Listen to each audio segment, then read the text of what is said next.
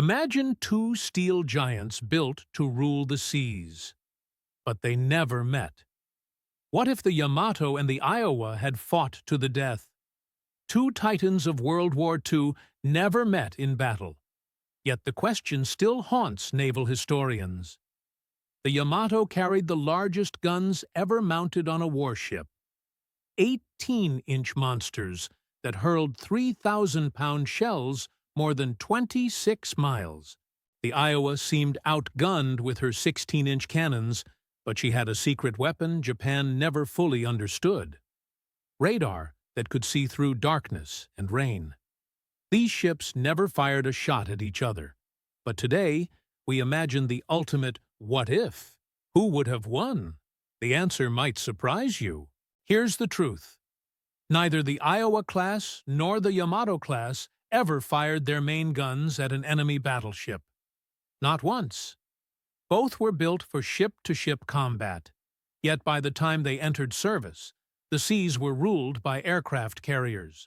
Planes decided battles, and battleships turned into escorts and bombardment platforms. The Yamato spent most of her career hiding in bases, too valuable to risk.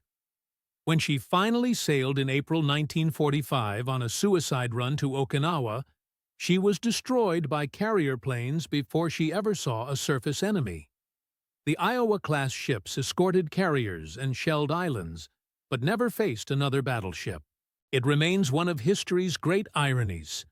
The most powerful battleships ever built never fought each other. But the debate never ended. Historians and veterans still ask, what if they had? Imagine it's late 1944 in the Philippine Sea. The Iowa intercepts the Yamato for a surface duel.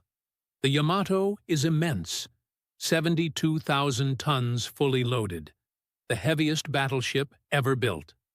Her belt is 16 inches thick. Her turret faces wear 25 inches of armor.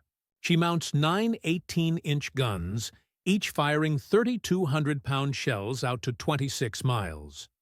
The Iowa looks smaller at 54,000 tons, with 9 16-inch guns firing 2,700-pound shells to 24 miles. On paper, she's outgunned and out-armored. But in naval warfare, bigger isn't always better. The Iowa can reach 33 knots, while the Yamato manages only 27. That 6-knot edge is enormous. It means the Iowa can choose the range, close in or withdraw, and strike from the angle she prefers. Now comes the real difference: fire control. The Yamato depends on optical rangefinders, and they were superb. Her 15-meter instruments were the best in the world. In bright daylight, they could track targets with impressive precision. But perfect daylight almost never exists at sea. The Iowa uses the Mark 13 radar-directed fire control system. It can see through fog, rain, and darkness. It tracks shells in flight and automatically adjusts for accuracy.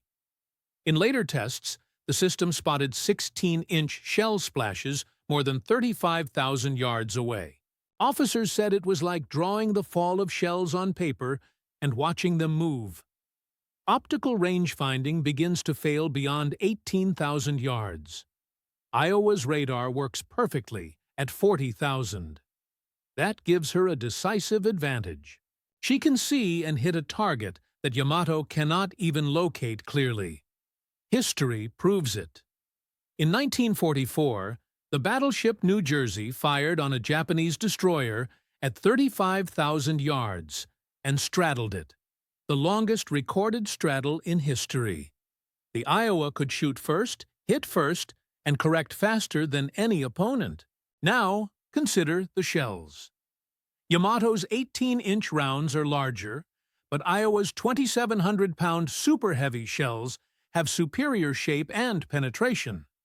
At long range, where shells fall steeply, the American shells actually perform better against deck armor. Both ships could pierce each other's protection beyond 20,000 yards, but Iowa's ammunition was more reliable. Japanese shells sometimes varied in fuse timing and performance.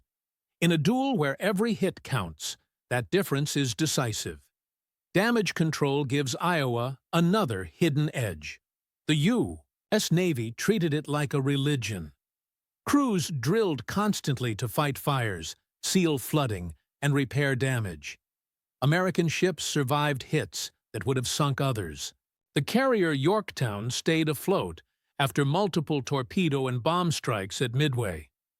The cruiser Pittsburgh lost her bow in a typhoon and still returned to port. Japanese crews were brave and disciplined, but their damage control training lagged behind. When Yamato took torpedo hits on her final mission, counter-flooding went wrong. Some compartments flooded without warning, drowning hundreds of men. Communications failed, fires spread, and coordination collapsed.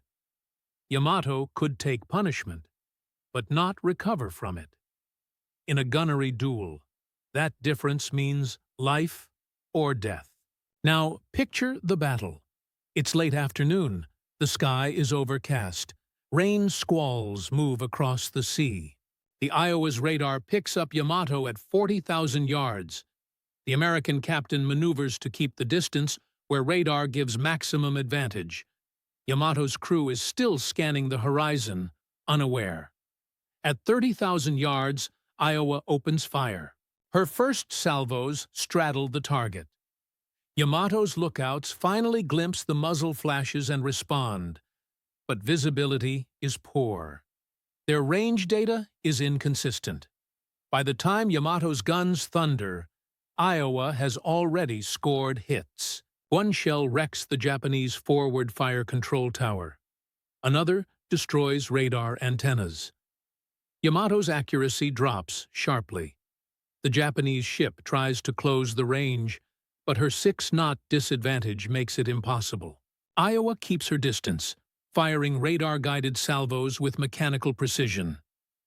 When Yamato's shells do land, American damage control teams react instantly, sealing bulkheads, counter-flooding, and keeping the ship in action. After 2 hours, Yamato is burning. Her superstructure shattered. Her rangefinders gone. Guns silenced one by one. She lists heavily, unable to maneuver. Iowa, though damaged, remains combat effective. The Japanese captain orders withdrawal, but Iowa can pursue or break off at will. The duel is over. Who wins? Almost every scenario favors Iowa. Her radar fire control, superior speed, reliable ammunition, and disciplined crew give her the edge.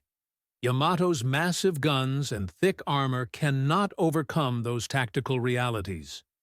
Could Yamato win under perfect conditions? Calm seas, clear skies, and a lucky early hit? Possibly, but war at sea rarely offers perfection. In the chaos of rain and smoke, the ship that sees first and hits first wins. That ship is the Iowa. In the end, Yamato's strength could not defeat what she could not see. The age of steel giants was ending. Radar and air power now ruled the seas. Iowa would have lived to fight again. Yamato would have gone down proud, defiant, and doomed. Subscribe for more stories from World War II.